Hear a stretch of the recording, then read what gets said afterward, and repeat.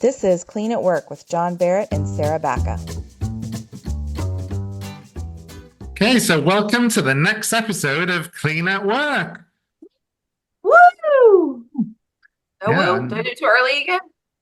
Woo? premature wooing. Okay. I'm excited. I'm so excited. Yes, this week we have a very special guest, Helen Meek, also known as the Kanban Queen, who just happens to be my fiancée. So as you can imagine, she's been, show that ring off. So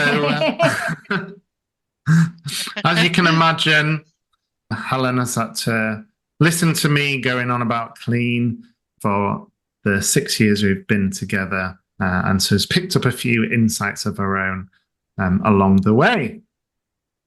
So Helen, welcome.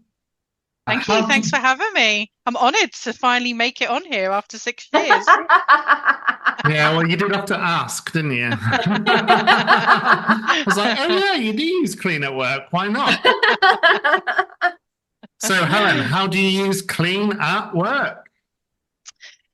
So whilst I have picked up a few tips, a thing or two off of you over the years, John, I have to admit the first person that ever got me using clean was Judy Reese. And that was when I was working at ASOS. And I don't know how it came about, but she came in and she ran a session for us. And I remember like listening to the kind of like key questions, you know, what kind of, is there anything else about? And I just remember thinking in my mind, this is never going to work. These questions just do not make sense. And I was absolutely puzzled. But it's over the last 6 years that actually, and further education from yourselves and from Caitlin, that I've actually realized how powerful these things are. So using clean language for me is something now that I do in everyday life. So I work as a coach and as a trainer, and I try not to put judgment because I'm in a privileged position with experience and I can give judgment. And I find that these questions are just awesome at not giving that judgment. And when people say something to me and I'm thinking, well, I'm thinking that, you're thinking that, what kind of, just absolutely comes out of my mouth as one of my first questions. And so it's built itself into my day-to-day coaching and how I talk and how I communicate with people. And further to that, when I work with clients, I quite often do these things called coaching dojos. So I set up programs, which is now our ICF accredited program. And clean was always a module that I put into that. And the reason I love to do that is because I love watching those people think the exact same thing as me, where I was all those years ago thinking these questions sound really odd. Yeah. What type of reactions do you get from people who try it like after they've done it? Well, the people using the questions and the models, they think it's odd. It feels really strange for them. It's that uncomfortableness. And it's also a little bit of practice because they're not familiar with like how to use them in quite quick succession. But the aha moment is really when you then say to the person that they're coaching, what was going on for you when those questions were getting asked? And they're like, nothing. I was just in the moment, thinking about the answers, thinking about what's important to me. And so it's that realization that, yeah, I feel like a total weirdo saying these things, but in reality, the person who you're coaching has got a hell of a lot out of these things and didn't think anything strange at all. How neat. Have people felt like it went, I've gotten feedback sometimes that it feels like it goes really deep, really quickly. And then they start to feel like, oh, this is like therapy. This is really, really like into their stuff. Have you ever experienced that when you've taught it? Yes, probably the number one thing that you hear from people, though, is that it can feel quite circular. So you find yourself like, well, what kind of? Well, what kind of? And then you like they're not using the full kind of like going into the different depths. They don't necessarily use the target model where you then want to come back up to the original thing that you were talking about. So it's about knowing when to channel it into the depth and when to like, you know, you can only ask so much about something before you have to pick something out of the conversation that you're having. But yes, that's probably the thing that I feel most. But definitely, you do not want to get into that family therapy part where you then start pushing people into things that maybe they don't even want to talk about. So I think that's part of the real skill, to know when to bring it back, and the skill of being able to remember the context, the things that were said, the words that were said. So you can then take that leap back to say, okay, so back to our main topic. You mentioned this. Tell me about this. So I think it's probably more in that space that I find people have those challenges with. So bringing it all together and being able to use things like the power switch question, what would you like to have happen there? That for me is that game changer. Oh, yeah. But people quite often get to that point too quickly before they've really explored the articulation of the challenge or thing that that person wants to achieve. So how else do you use clean at work, Helen? Like, well, more permutations of what we've just talked about. I also use it in training.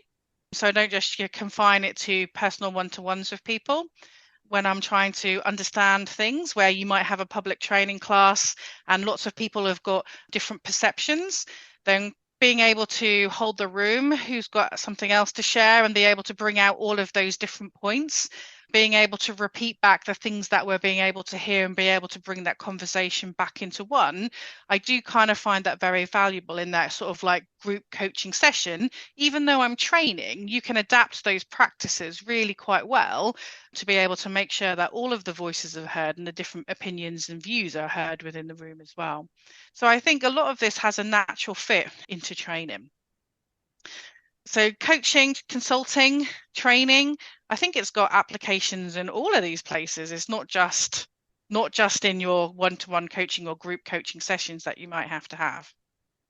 I even find myself doing it with my stepdaughter, just to keep a really open, non-judgmental mind, asking what is going on, what kind of, because as you know, teenagers can be quite turbulent. And so I think there's applications at home as well as work. But I don't work too well when John does it to me in the home lives, because I know his tricks, I know his ninja skills by now. So I'm a little bit like, don't you do that to me? Don't you coach me? My husband and I have kind of an agreement. If we're just like playing with it, then it's okay. But like if we're in the midst of a disagreement or something, we have to be really careful because it can really piss us off if we feel like we're being penalized. But the what would you like to have happen can be really helpful if like we're spiraling and then we have to realize, oh, like this is what we want and we're not getting there. So I totally feel. Yeah, we'd sometimes throw that one in between the two of us, I would say. Going back to using it in your family and children, some people say that that's quite tricky, doesn't work for them. Have you got any tips that have worked particularly well? Any tips? I don't know if I have. I think, it probably depends on the person, but it has to be natural. It has to be natural questions. And if suddenly out of the blue you start asking these questions and they're not used to it, then it is going to be absolutely weird for them. And you've got to know when the point is that actually you've reached the limitations of this thing, and now sometimes you have to be a parent or a mentor to be able to help your child. But I think kids are like sponges. They're the ultimate non-supposition. There's no judgment there. They're just telling you exactly what they're thinking. And so that's why I think it's great in that particular place. Yeah. I think you have to be careful they don't start using it back on you. I remember when Bella asked me when I was on the drama triangle. That's an example. Poacher became gamekeeper. Another thing that I really like when I came and did that course with you and Caitlin in person, I think she just introduced this kind of like concept of coding and being able to work with people and understand what their different needs are, and knowing that within the different parts of the group. Because it's very easy to go into a conversation and say, well, my needs are all of this information and, everybody to listen and things like that. But actually, everybody has their own different needs. And again, I've used that within coaching, but within training, you can pick this kind of like vibe up quite quickly from people. And so by being able to flex your style and understanding, okay, so some people need more explanation on things. Some people like their voices to be heard and like to articulate out loud. You can then create a really great environment where, people can get the thing that they need to have, even if it's different to somebody else. And I love those like role plays that we did where we had to create like a simulation, and then we all played a role, and then everybody else had to kind of like decode and say, what does that person need to be able to thrive in this environment? And I thought that was really valuable when I did that on the training class. And that's something that stuck with me, consulting or training, however I'm doing my work. Yeah, so these codes were like the drama triangle. So is someone in persecutor, victim, rescuer? Or are they in problem mode or outcome mode or action mode? Those sort of things. But of course, there's hundreds of codes you could work through.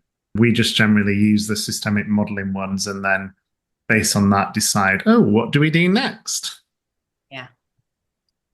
Helen, one of the first things that I heard about you was that you're the queen of Kanban. And I'm really curious how you've been able to combine Kanban with clean language. I think it just becomes part of who you are. I don't think it's like I've made a necessary conscious decision that I'm going to blend these things. I think once you start doing professional coaching, so I went through my barefoot certificate as well.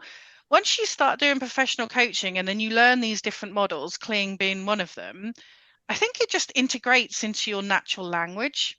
And so for me, the combination of that was just kind of like the questions that I ask to be able to confirm the understanding of what we're trying to get to. So I think it's just part of me now. And so it's not a deliberate act. It's just there in every single day life. Whether I'm talking to my mother, to my boss, or to my client, it's just there. I was thinking specifically because we had Andre on a few weeks ago and he was trying to experiment using it with metrics.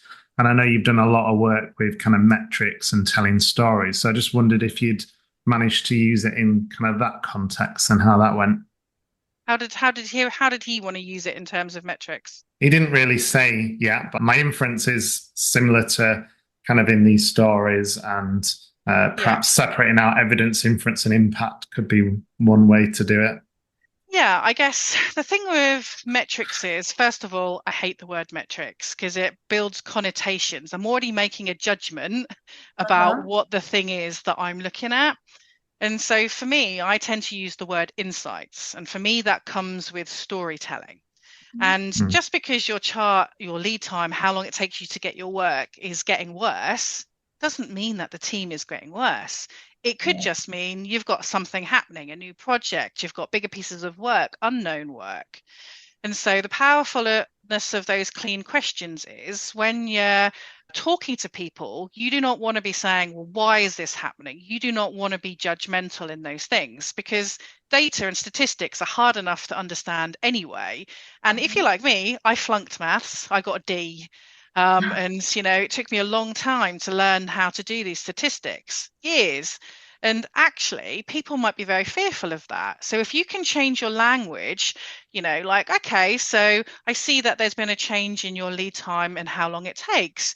Asking them to then talk about that. Well, we had this challenge within the team. Well, what kind of challenge did you have within a team? I think it's very neutral questioning to be able to help bring out the best of people without making them feel judged as if they're right or if they're wrong. It's about enhancing that storytelling. So I think definitely, you can see applications of that. And I think that's a good one that Andre called out because that's one of the ones that people are probably the most fearful of about the Kanban method. And I think, Kanban is all about starting where you are now, but if you put people into their fear zone, then it can drive behaviors. And by you being neutral, helps them to see that actually that's okay and we can embrace that stuff. Yeah, it keeps you in that curiosity, right? I guess. Yeah, it just naturally creates safety, I think, because they see like you're not there to judge them or tell them they're doing something wrong. Yeah, exactly. Because the big fear in these organizations is that I'm being compared, or if this goes down or this goes up, does it mean I'm better than somebody else? And it's about that neutrality. And like I've failed several times in companies where I've tried to go too fast, too hard. And I think the hindsight of experience, and that's why I call it insights. That's why I lead with storytelling. That's why I lead with, tell me more about these particular areas. That makes people less fearful, creates psychological safety for them to then open up and tell me the good, the bad, the ugly. And actually, okay, so your lead time's getting longer. What would you like to have happen? What can we do about that?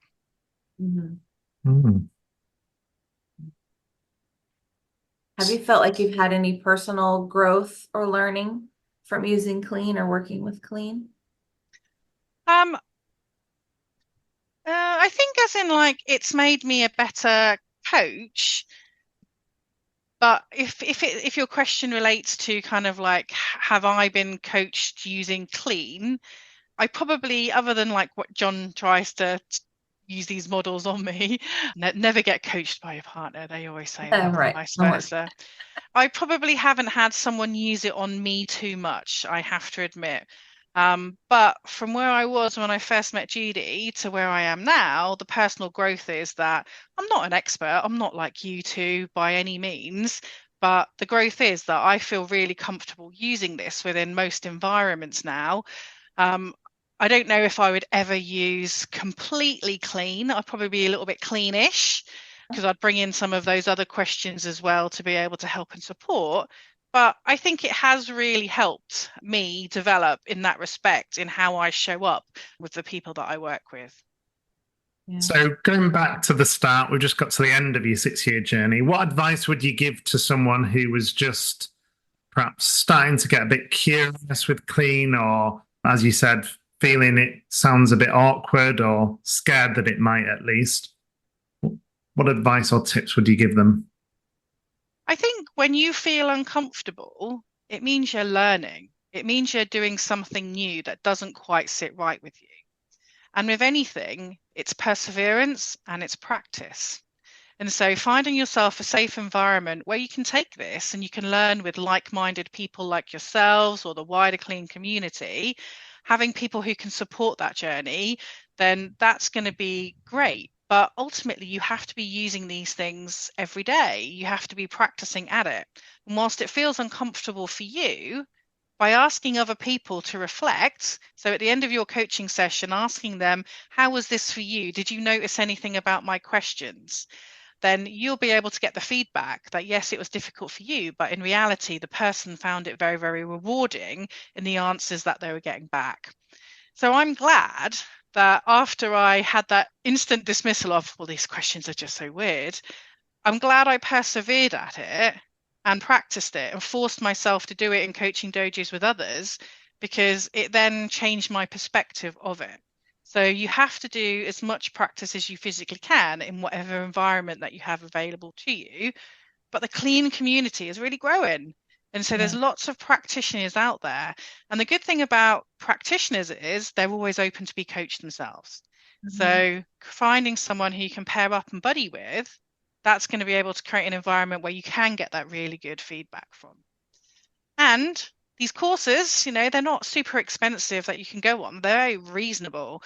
And so finding yourself an opportunity where you can go and learn from yourselves or from Caitlin or from other practitioners out there in the world, that kind of helps to consolidate that feeling that you're not on your own, and actually this is a safe place to practice.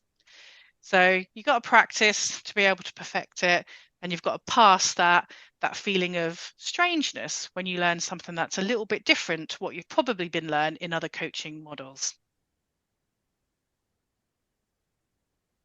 So what's next with you on your Clean journey, Helen? Clean, well, it depends what you teach me beyond, doesn't it? I didn't like the drama triangle because I hated the word drama. So, maybe I can throw myself or find a new word for that. I'm interested in what you were talking about in terms of like Clean interviewing, those Clean questions. I think they would be quite interesting to take a little further look into. I think I'd love the opportunity to run more coaching dojos within organizations. Mhm. So for me, it's about, can I bring some of that extra stuff into those sessions? And the bit that I get the most reward from is seeing people grow. And so for me, it's about keep applying this within those different organizations, and whatever new comes out of the clean worlds, then I'm sure John will keep me posted, and I'll learn new things as we evolve. And then what's next for you with your offerings as well for our listeners who'd like to learn more from you? Just reach out. I'm on LinkedIn. Always happy to have a conversation with anyone. I'm not about giving a hard sales here. I give away a lot of my time for free for just helping people, because when I learned, people helped me and gave me their time, and I'm all about the same thing too. So if you want to reach out to me, you can find me on LinkedIn. I am the Kanban Queen. You're always welcome to come and listen to me, train you. But, here, just want to help the community evolve, like being the best that we can be and helping the world of work improve. Great. Well, I think that's all that we have time for today. Thank you so much, Helen, for joining us. It was such a joy. Great to get to know you after hearing John talk about you all these years. And listeners, thank you too for joining us. And hopefully you will be able to join us again for our next episode of Clean at Work. Stay clean. Stay clean.